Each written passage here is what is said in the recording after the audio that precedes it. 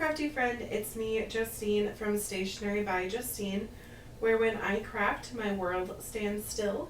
In this video, I'm going to be working with Yana's new collection called Yana's Poppies, mostly using BetterPressing and doing a little bit of watercoloring. So if that is your fancy, stay tuned, and if you are someone who has not taken out your BetterPress and you have it at home, I would love for you to watch this video and BetterPress with me just to give it a try. What I'm showing here right now is the poppy background that I've taken different paper and foils and made some beautiful backgrounds with the BetterPress plate. And look at how gorgeous they are. I just am all about them. So you'll see that I have some black and white paper there. The white paper I used was the Glimmer Specialty cardstock from Spellbinders, and then all of the black paper foils except the last one that had the gold on it, I used the fabulous black paper from Pajama Crafter Stamps. So I will have that wonderful paper linked below for you. So if you are looking for a black paper to glimmer with, this is the one for you. It works every single time. I've used it probably 30 or 40 different times glimmering now. I'm obsessed with it. So let's just dive right into the pressing of this beautiful plate. Now this one is called Poppy Background, so of course it has poppies on it. Also part of the collection is a stencil that goes with this called the Layer Poppy Background. And then also there is a die where you can die cut out a poppy called Yana's Poppies. So first today I am going to be BetterPressing with my DIY ink pad. I made a purple with my ink pad, and I made this purple by using the BetterPress ink colors Very Berry and Caribbean something? Cosmic Sky. No, that's too dark. I will grab that name for you in just a second here. I'll pull it up. But I am basically just getting all that ink everywhere, and then I have my paper all set up to be pressed. So I'm just going to run this through my BetterPress machine here. And okay, that blue color was hydrangea. So wildberry and hydrangea will get you that beautiful purple. So I actually didn't get enough ink on my paper, but do not worry, I'll show you in a second here. You can kind of see on the left it is a little bit light. So this is not a waste. You can see that the area on the right hand side of my paper there is definitely like very bold. So I'll just take a die and trim it out and use that area. But I'll set it to the side for just a second.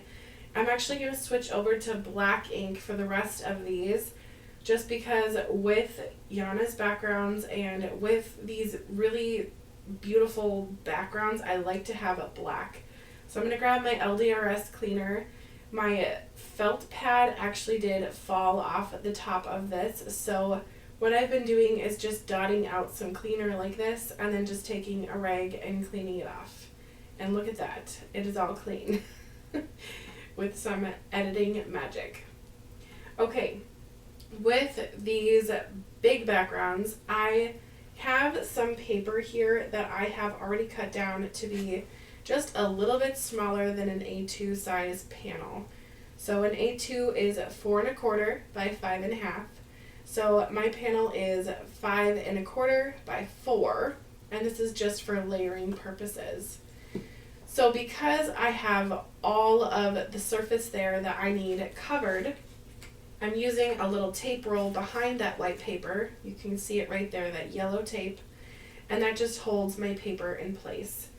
Now I did see actually a couple different people taping their plate on a different way. So next time I'm going to show that whenever I film again.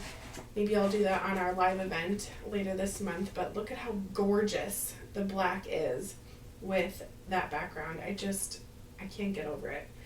So that was the watercolor paper, but I'm going to be better pressing with different papers here. So this one is a red cardstock from Spellbinders. Okay, looking really aggressive here putting the ink on, but this is sped up. So, FYI. That was a full A2 size panel, and you can see how beautiful this presses out just with some regular cardstock. So pretty. So with this video, you might have looked at the thumbnail and thought, okay, there's only 3 cards on here. That is not really typical for my videos. Usually I have a ton of cards. But this plate really has inspired me to use it a lot. So I've actually taken a lot of the backgrounds that I've made here today on this video with the BetterPress ink here and the glimmered panels that I showed you at the beginning, and I'm going to be using them with other collections that I have planned for this month. And if you have not noticed them, you're going to want to check it out. So today this video goes out as the 10th. Oh, look at that orange. So gorgeous. I will bring it back in just a second. There we go. That orange is so pretty. It reminds me of Halloween. Anyway, we have the Cheers collection, which is a lot of cocktails. We have Happy Haunting, which is super fun. And then Storytelling is a huge collection from Spellbinders. Very kind of like cutesy, whimsical. And then Dancing Friends Christmas. And then, of course, the Advent calendars. You guys, it's the 10th today. The Advent calendars come out on the 20th. August 20th is when they come out. So if you're excited about the Advent calendars, August 20th. I will be reminding you on my Facebook page, Stationery by Justine, and also on my Facebook group, Spellbinder Maker Group. So if you're looking for a reminder, there you go. If you are dying to have the Advent calendar, I would mark it on a calendar or something because they are limited and they have sold out in the past. So FYI, Advent calendars come out August 20th. Look at that purple paper. Purple and black. That is so beautiful. Man, that little tape is going to work today. Okay. Now, if you've watched a few of my BetterPress videos in the last couple weeks and months, you'll know that I'm kind of low-key obsessed with this,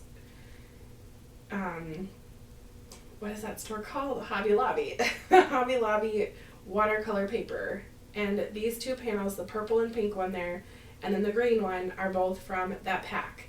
So Hobby Lobby, for whatever reason, doesn't have anything online, so I can't like link that or anything, but it is a watercolor paper and it is gorgeous. Literally so beautiful. You can foil with it, you can BetterPress with it. I love it. I love it, love it, love it. Okay. Anyway, plus it's like $11 for 50 pages. It's amazing. Moving on. The collections that are coming out this month, though, have really inspired me, so stay tuned on my channel. I will be posting some really fun cards coming your way. And like I said, I am going to be using a lot of these backgrounds. Like this green one ends up being a Halloween card. It is super cool. So, pretty excited about that. Alright, let's get to watercoloring. So, like I said, I BetterPressed this out with some watercolor paper, and just being really transparent, all of this watercoloring is 6 times the speed because it took me over an hour or 2 really just to kind of get going. So let's talk about the prep. I like to spray my whole panel down, and I like to have water kind of reserves, as you can see there on the side with my lid, and then my lid for my paint brushes. So that just kind of helps me keep enough water so I can watercolor, but not have big glasses full of sad brown water. Because if I'm wanting a vibrant red orange, like that poppy color, I don't want it to mix with the green because red and green will make brown. Ick. No thank you. So I have little water reserves, if you will. Plus, then I can go back to the color if I need more and can add dimension and texture with, not texture, dimension and vibrancy with different pieces when they dry. Now, if you're wondering where my brush container came from, you can see that it has all my little brushes there. That is a little tin that I got from a watch that I got as a birthday present a couple of years ago. It's from the jewelry company Brighton, but it is super pretty and it has florals on it, and it is roughly the same size as my Altenew watercolor palette, so I like to keep my brushes in there. Plus, I can use the lid for water, which is always fun. So when I am watercoloring, I like to start light and go dark. My art teacher in middle school, bless you, Mrs. George, always said dark goes into light. So I always start with my light tone and then just kind of deepen up the colors or the areas that need that darker or more vibrant color. So like I said, this is all 6 times the speed, so it has been a while since I added the light color, but things are still damp. Another little trick you can do is to use a heat gun, which you may or may not see. I don't remember if I kept that part in or not. Sometimes I hold it off to the side, but the heat gun can dry your projects as well. So you can see right there, my green did start mixing with my red, so I ended up using my heat gun and just dried it and then added more color. But here I go again, adding even more color, because when when watercolor dries, it does get lighter. So when I watercolor, sometimes I will paint it like this, dry it, add more paint, and just get that really vibrant color. But I am going to do this poppy one more time. And the second time I did it, I left way more white space. So I really thought that looked better than how this first one turns out, even though I do love how it turned out here. But with this first one, I am going to dip into my white watercolor, which I am very unfamiliar with white watercolor. Anytime I've ever painted, I've always just left areas white and not gone ahead and added shadow and shine like this with the white. It did start kind of bleeding, so here I am off camera just drying that. But it is a skill that I would like to work on and just become more familiar with that process in general. I think that it's always good to keep learning and growing. But this white definitely did add the highlights that I was looking for, so just something to work on, I guess. But overall, it definitely worked, and I was happy with the results. But because this background is so dark and dramatic, I ended up just loving the look. So I did not want to go crazy with big sentiments on it or anything. So I'm just using some smaller sentiments later, because look at how stunning these flowers are. I mean, even without any painting or anything, just pressing it out is so gorgeous. So here I go, round 2 of my poppies. I have gone ahead and just did a light wash, and then I'm going to just add the deeper color, but go slower, like way slower, and not bring all the color out to the tips. So those areas can be more of the highlighted areas. And the results end up looking very similar, but I do like this one a little bit better just because the lighter areas are kept there and remaining. So sometimes I just get a little bit lost in it, if you will, and I mean that's why my YouTube channel is called Stationery by Justine, because literally I feel like time stands still when I'm crafting. This took forever and a day, and I enjoyed every minute of it. I'm still on summer break right now. We go back in a couple weeks. Well, teachers go back. We go back even earlier. But students come after September 1st starts. So we're in after Labor Day state. So let me know if you have kids or grandkids, if they're going back to school around now, or are you in after Labor Day kind of state in America. That's kind of the distinction in Minnesota, is we go back after Labor Day. But if you're in a different country and watching, let me know. What are your kids up to? Are they in school? Are they not? Are you in the Southern Hemisphere and just starting a different season as us?